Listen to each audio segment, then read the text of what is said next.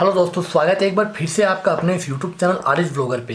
दोस्तों, जैसा कि आपको पता है कि हमारे इस चैनल पे अभी यूक्रेन की कंटिन्यू सीरीज चल रही है।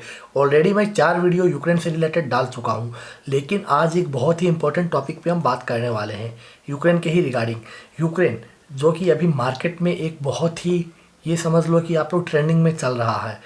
चाहे वो स्टडी वीज़ा पे हो या फिर वर्क परमिट हो, लोग किसी भी तरह यूक्रेन जाना चाहते हैं।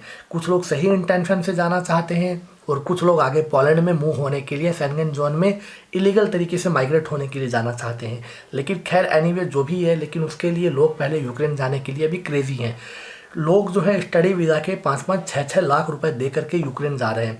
आज मॉर्निंग में मुझे एक बंदे का मैसेज आया व्हाट्सएप पे और फिर कॉल पे मैंने बात की, तो उन्होंने लैंग्वेज कोर्स के 4 लाख रुपए तकरीबन दिए हैं। तो ऐसे में गाइस एजेंट जो है लूट रहे हैं और मैं आपको बस एक ही काम कर रहा हूँ, बचा रहा हूँ उनसे। लूटने वाले फिर भी लूटेंगे, जिन्हें जो करना है वो करेंगे, मना करने से कुछ फ़र्क नहीं पड़ेगा। लेकिन मैं ये चाहता हूँ अगर मेरी वीडियो देख के कोई एक आदमी भी अपने पैसे बचा सके तो मेरा वीडियो बनाने का जो मकसद है वो सफल है। तो यहाँ पे हम बात करेंगे स्टडी वीज़ा और वर्क परमिट दोनों के बारे में, वर्क वीज़ा और स्टडी वीज़ा दोनों के बारे में, कि अगर आपको यूक्रेन में जाके पैसे कमाना है, अगर आपकी प्रायोरिटी एजुकेशन नहीं है, आपको स्टडी नहीं करना है, आपको सिर्फ काम करना है, तो आपके लिए वर्क परमिट पे जाना ज़्यादा बेटर रहेगा या फिर स्टडी वीज़ा पे जा करके काम करना बेटर रहेगा। दोनों ही टॉपिक पे हम स्टेप बाय स्टेप वीडियो में आगे बढ़ेंगे। उससे पहले मेरी रिक्वेस्ट है आप लोगों से, एक हम्बल रिक्वेस्ट है कि इस चैनल को अगर आप लोगों ने सब्सक्राइब नहीं किया तो सब्सक्राइब कर लेना और बेल आइकन को प्रेस कर लेना, और उसके अलावा वीडियो को लाइक कर देना। कोई सुझाव हो यूक्रेन से रिलेटेड या कुछ भी पूछना हो किसी और कंट्री से रिलेटेड, अगर आप कहीं जा रहे हो, अगर किसी भी तरह का आपको डाउट है तो आप हमें दिखाए गए नंबर पे जो आपको नज़र आ रहा है आप व्हाट्सएप कर सकते हो। हम आपको as soon as possible reply करने की, आपको रिस्पांस देने की कोशिश करेंगे। और चलिए आगे बढ़ते हैं इस वीडियो में। मैं आपको बताता हूँ यूक्रेन के बारे में कुछ कमाल की चीज़ें। तो यहाँ पे हम सबसे पहले टॉपिक पे बात करते हैं कि आखिर लोग यूक्रेन क्यों जा रहे हैं। मैंने आपको बता दिया कि कुछ लोगों की इंटेंशन सही है और कुछ लोगों की गलत है। लेकिन दोस्तों, कुछ लोग ऐसे भी हैं जो यूक्रेन में अपना फ्यूचर देख रहे हैं।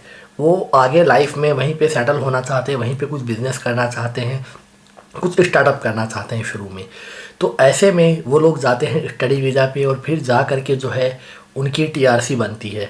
टीआरसी बनने में लगभग 1-1.5 महीने का टाइम लग जाता है। टीआरसी मैं आपको पहले भी बता चुका हूँ कि टीआरसी बनने के बाद बहुत से एजेंट बोलते हैं कि आप उसके बाद यूरोप जाओ, शेंगन जोन में जाओ, जहाँ मर्जी चले जाओ बिना वीज़ा के। बिल्कुल झूठी बात है ये, ऐसा पॉसिबल नहीं है।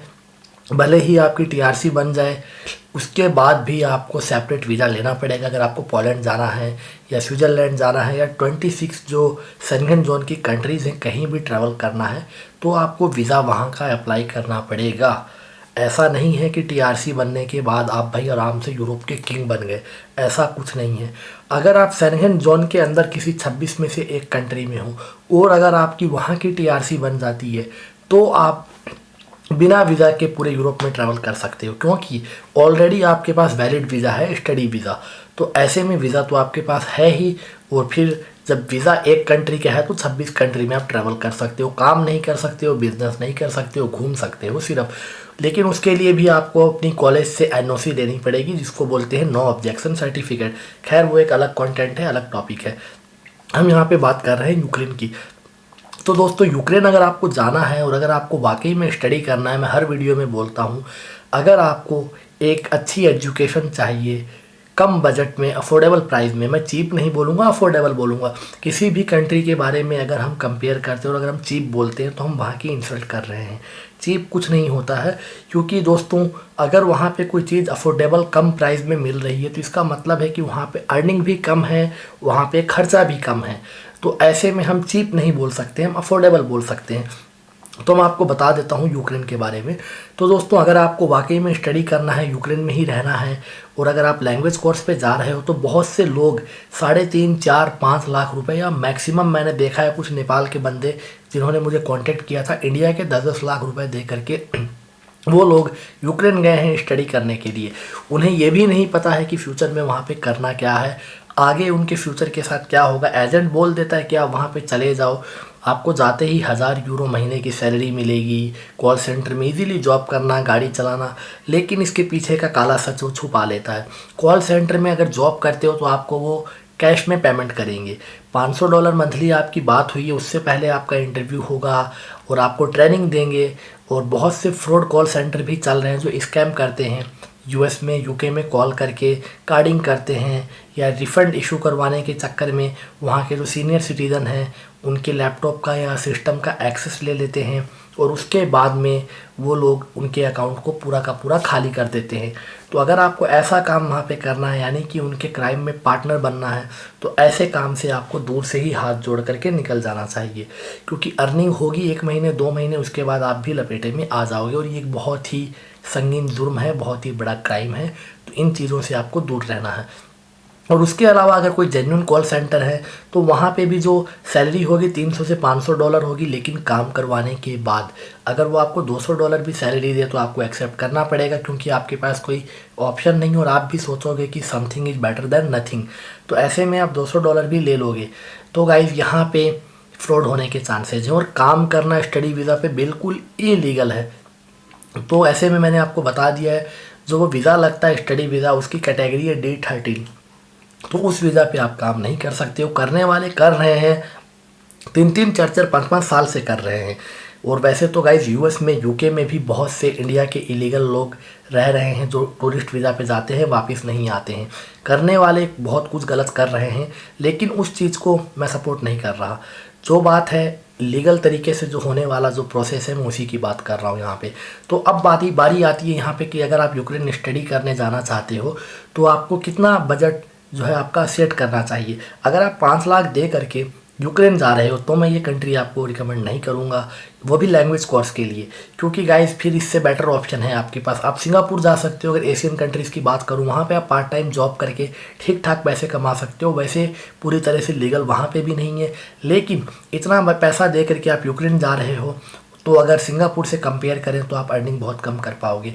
उससे भी ठीक है रोमानिया। वहाँ रोमानिया की कैपिटल है बुचारेस्ट और एक रोमानिया का जो करेंसी है वो इंडिया के 24 रुपये होते हैं। तो ऐसे में उसके अलावा क्रोएशिया है। और शेंगन जोन की बात करूं तो आप स्लोवेनिया जा सकते हो, स्लोवाकिया जा सकते हो, पोर्चुगल जा सकते हो, माल्टा अभी खुल रहा है धीरे धीरे, आप माल्टा जा सकते हो। तो काफ़ी सारी ढेर सारी कंट्रीज़ हैं जहां पे आप स्टडी के लिए जा सकते हो। ग्रीस जा सकते हो कम बजट में, मैं आपको बता रहा हूँ 5-6 लाख रुपए दे करके, वो भी आप एक प्रोफेशनल डिग्री हासिल कर सकते हो वहाँ से। और उसके अलावा चेक रिपब्लिक जा सकते हो, ऑस्ट्रिया जा सकते हो। ऑप्शन ढेर सारे हैं 5-6 लाख रुपए के बजट में। तो और वो भी आप एक प्रोफेशनल डिग्री लोगे, बैचलर की या मास्टर की, और वहाँ पे आप लोग जॉब भी कर सकते हो लीगल तरीके से और अर्निंग भी अच्छी होगी। 5 लाख रुपए अगर आप यूक्रेन में देके स्टडी वीज़ा पे जा रहे हो तो इतना कमा नहीं पाओगे, ठीक है। और फिर आप दूसरे साल फिर क्या करोगे? 1 साल आपने 5 लाख दे दिया, दूसरे साल आप क्या करोगे? फिर आपकी टीआरसी जो है रिन्यू होगी, फिर एजेंट पैसे लेगा और उसके बाद फिर आपको जो है कॉलेज की फ़ीस देनी पड़ेगी। तो ऐसे में अर्निंग पहले साल कुछ किया नहीं और फिर आप यूक्रेन में, यानी कि एक तरह से ट्रैप में फंस जाओगे। तो स्टडी वीज़ा जो है काम करने के लिए ऑप्शन नहीं है। अगर आपको स्टडी वीज़ा चाहिए तो मैं आपका बहुत ही अफोर्डेबल प्राइस पे स्टडी वीज़ा लगवा दूंगा। आप मुझे कांटेक्ट कर सकते हो। स्क्रीन पे जो नंबर नज़र आ रहे हैं उस पर व्हाट्सएप पे आपको मुझे मैसेज करना है। प्लीज़ कॉल मत करना, सिर्फ मैसेज कर देना अगर आपको कोई हेल्प चाहिए तो। उसके अलावा अब अगर आपको काम करना है, मैं एक चीज़ फिर बोल देता हूँ, अगर मेरे से कोई स्टडी वीज़ा लगवाता है तो उसकी काम की गारंटी मेरी नहीं है, काम मिले ना मिले। मेरी जिम्मेवारी यही है कि उस बंदे को यूक्रेन में मैं पहुंचवा दूंगा, एयरपोर्ट से बाहर निकलवा दूंगा, उसके बाद वो जाने, उसका काम जाने, ठीक है। स्टडी वीज़ा के नाम पे भी एक फ्रॉड होता है, मैं आपको बता देता हूँ। बहुत सी यूनिवर्सिटीज़ जो है उन्होंने बिजनेस बना रखा है, वो कहते हैं कि भेड़ बकरियों की तरह आप स्टूडेंट को ले करके आ जाओ। हर यूनिवर्सिटी यूक्रेन में ऐसा नहीं करती है। कुछ ऐसी यूनिवर्सिटीज़ भी हैं जिनकी अच्छी रेपुटेशन है, जो लैंग्वेज कोर्स पे बुलाते हैं और वो चाहते हैं कि सिर्फ जेन्युइन स्टूडेंट ही हमारी यूनिवर्सिटी में आए, हमारी कॉलेज में आए और यहाँ पे आकर के एजुकेशन जो है वो लोग लें। वो नहीं चाहते हैं कि फ्रॉड कोई स्टूडेंट आए, वो आने के बाद कॉलेज से कोई मतलब नहीं है, वो काम कर रहा है। तो ऐसे में कॉलेज के पास राइट्स होता है, वो आपकी टीआरसी कैंसिल करवा सकता है। आप तो उस कार्ड को लेकर के चौड़े होकर के घूमोगे कि हमारे पास टीआरसी है, लेकिन जब कभी पुलिस आपको धरेगी या इमिग्रेशन के आप लोग जब कभी धक्के चढ़ोगे तब पता चलेगा कि आपकी टीआरसी जो है वो कैंसिल हो चुकी है। तगड़ा फाइन पड़ेगा और आप जो वहाँ पे रह रहे हो, टीआरसी कैंसिल होने के बाद उसको लेकर के घूम रहे हो, वो टाइम का जो आपका जो टाइम पीरियड आपने स्पेंड किया उसका आपका जो फ़ाइन पे करना पड़ेगा, वो भी तगड़ा फ़ाइन पे होगा। और उसके अलावा डिपोर्ट भी हो सकते हो, क्योंकि बहुत सी यूनिवर्सिटीज़ के एजेंट क्या करते हैं जो इंडिया में बैठे हैं, वो वीज़ा लगवा देते हैं, यूनिवर्सिटी कहती है आप वीज़ा लगवा दो और जब बंदा यूक्रेन पहुंच जाए उसके बाद में फ़ीस दे देना। तो आपको पता ही नहीं चलेगा आपकी फ़ीस पे हुई है या नहीं हुई है कॉलेज की। आप यूक्रेन जाओगे, टीआरसी अप्लाई करोगे, कॉलेज वाले कुछ दिन वेट करेंगे, उसके बाद टीआरसी कैंसिल हो जाएगी। आपको समझ में भी नहीं आएगा आपके साथ हुआ क्या है, कुछ समझ में नहीं आएगा। 5-6 महीने के बाद आप परेशान हो जाओगे, फिर आप कॉलेज से बात करोगे, आपको पता चलेगा आपकी फ़ीस नहीं आई है। इंडिया का एजेंट कॉल नहीं उठाएगा, वो बोलेगा मैंने तो यूक्रेन भेज दिया, अब तुम जानो, तुम्हारा काम जाने। फंस जाओगे, बहुत बड़ी प्रॉब्लम हो जाएगी। तो ऐसी यूनिवर्सिटी में बिल्कुल मत जाओ। बहुत सी यूनिवर्सिटी है जिन्हें अपनी रेपुटेशन से मतलब नहीं, उन्हें भेड़ बकरियों की तरह एडमिशन देना बस शुरू कर दिया है। यूक्रेन में कोई सेमेस्टर का सिस्टम नहीं है लैंग्वेज कोर्स के लिए, डेली एडमिशन होता है, डेली फ़्लाइट पकड़ो, डेली जाओ, डेली यूक्रेन पहुँचो। तो ऐसे में थोड़ा सा आपको अवेयर रहना है, इन सब चीज़ों से बच करके रहना है। दूसरा ऑप्शन जो अगर आपको वहाँ पे काम ही करना है तो वो मैं आपको बता देता हूँ। तो दूसरा ऑप्शन है गाइज़, वो है वर्क परमिट। वर्क परमिट पे जाइए आप लोग, वो बेटर ऑप्शन है। D04 कैटेगरी का वीज़ा उसमें लगता है, उस पर आप लोग लीगल तरीके से काम कर सकते हो। पुलिस वाले आपको कुछ नहीं कहेंगे, आपको किसी तरह का बिना मतलब की जो ब्राइब्स है, रिश्वत है, वो नहीं देनी पड़ेगी। आप क्योंकि आप छाती ठोक करके बोल सकते हो कि भैया मैं वर्क परमिट पे आया हूँ यहाँ पे काम करने के लिए। लेकिन इसमें भी फ्रॉड होता है, क्योंकि यूक्रेन का चाहे स्टडी वीज़ा हो या वर्क परमिट हो, दोनों इश्यू बड़े आसानी से हो जाता है। लेकिन जिस तरह स्टडी वीज़ा में हम कॉलेज को फ़ीस पे करते हैं, उसी तरह यूँ मान लीजिए कि यूक्रेनियन गवर्नमेंट को वर्क परमिट की भी फ़ीस जाती है। अगर वो फ़ीस पे नहीं होती है तो आप यूक्रेन तो पहुंच जाओगे, 90 दिन का आपका वीज़ा है। लेकिन जब आप टीआरसी अप्लाई करने जाओगे 1 साल की या 3 साल की, तो आपकी जो टीआरसी है वो नहीं बनेगी। वो बोलेंगे आपका वर्क परमिट वैलिड नहीं है, आपने गवर्नमेंट की जो फ़ीस है वो चोरी किया है, वो पे नहीं किया है, आपने स्कैम किया है, फिर से आप ब्लैक लिस्टेड कर दिए जाओगे। तो अब सोचना आपको है कि आपको किस वे से क्या करने यूक्रेन जाना है। स्टडी करनी है, MBBS की हो या फिर बैचलर हो या मास्टर्स हो या लैंग्वेज कोर्स सीख करके फ्यूचर में वहाँ पे कुछ बिजनेस करना है, तो आप यूक्रेन स्टडी वीज़ा पे जाइए। लेकिन स्टडी वीज़ा पे काम करना इलीगल है, करने वाले कर रहे हैं, मैं फिर बोल रहा हूँ। गाड़ी भी चला रहे हैं, कुछ लोग तो अपना आधार कार्ड दिखा करके भी यूक्रेन में गाड़ी चला रहे हैं, पुलिस पकड़ती है तो बोल देते हैं भाई हमारे पास तो यही है इंडिया में। तो कई बार बच जाते हैं और कई बार फिर करप्शन ऐसी जगह पे है, क्योंकि आप लोग खुद गलत कर रहे हो तो फिर वो भी गलत करेंगे। मन चाहा वो लोग आपसे फ़ाइन लेंगे, और अगर नहीं दोगे तो फिर वो आपको डिपोर्ट भी करवा देंगे। और कॉलेज जाओगे, आपकी फ़ीस नहीं पे हुई है, आपको वो भी पता नहीं चलेगा। यूक्रेन पहुंचने के बाद में पूरा आपको समझ में आएगा कि आपके साथ क्या स्कैम हुआ है। तीसरा, वर्क परमिट की आपकी फ़ीस पे नहीं हुई है, यहाँ पे भी आपको समझ में नहीं आएगा कि हमारी टीआरपी क्यों नहीं बन रही है, टीआरपी या टीआरसी। तो ऐसे में आपको कुछ समझ में नहीं आएगा।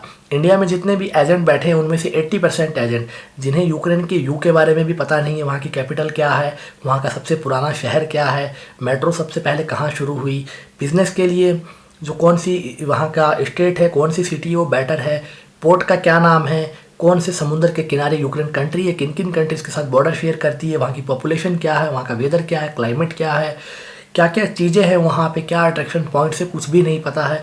और वो लोग जो है आपको यूक्रेन भेज रहे हैं। एक्चुअल में ये पूरा का पूरा एक चेन सिस्टम के तौर पे काम होता है। जैसे मैं एक एजेंट हूँ, एक एग्जांपल दे रहा हूँ, मैंने आपकी फ़ाइल ले लिया, मुझे कुछ पता नहीं है, मैंने आगे किसी को फिर दे दिया, मैंने आपसे $5,000 $10,000 लिए, अब मैं आगे दूंगा $8,000, फिर वो आगे देगा $7,000, फिर आगे वो देगा $5,000 और आपका काम होगा $3,000 में। तो $7,000 आपका पर्सन ए से लेकर डी तक जाते जाते आपका ख़त्म हो जाता है। और सारी इन्फॉर्मेशन होती है जो पर्सन डी है उसके पास। एक ए जो है आपकी फ़ाइल कैरी करता है, ए जो है बी तक आपकी फ़ाइल पहुंचाता है, फिर बी जो है सी को देता है, फिर जो डी है सी जो है डी को देता है, डी आपका वीज़ा लगवा करके देता है। तो बीच में इतने सारे एजेंट्स हैं, तो आपका पैसा आधा तो वहीं पे हो जाता है। तो ऐसे में आपको बच करके रहना है। अगर आपको यूक्रेन का वर्क परमिट चाहिए, स्टडी वीज़ा चाहिए, आप मुझे कांटेक्ट कर सकते हो। पूरे इंडिया में आप लोग प्राइस जो है ट्राई कर लेना, मैंने पिछले वीडियो में प्राइस भी बता दिया, आप लोग जाके मेरे इसी चैनल पे देख सकते हो। पूरे इंडिया में आप 10 जगह प्राइस को ट्राई कर लेना, फिर आप मुझसे कॉन्टेक्ट कर लेना। अगर आपको अपनी कंपनी फॉर्मेशन करना है तो भी आप लोग कर सकते हो, काफ़ी कम प्राइस में, जितने में इंडिया में लोग वर्क परमिट दे रहे हैं उससे कम प्राइस में आप अपनी कंपनी के ऑनर बन सकते हो। यूक्रेन में आप अपना बिजनेस स्टार्ट कर सकते हो। फिर से बोल रहा हूँ, Ukraine one of the best country है बिज़नेस के लिए, जॉब के लिए नहीं है। बिज़नेस करते हो तो अच्छी कंट्री हो। टॉप 5 बिज़नेस क्या है वो भी मैंने पिछले वीडियो में बता दिया है, तो आप लोग जाइए और इस वीडियो को एक बार पूरा देखिए। चैनल को सब्सक्राइब करना, बेल आइकन को प्रेस करना। फिर मिलता हूँ एक नई जानकारी के साथ अगले वीडियो में, तब तक के लिए हैव ए ग्रेट डे।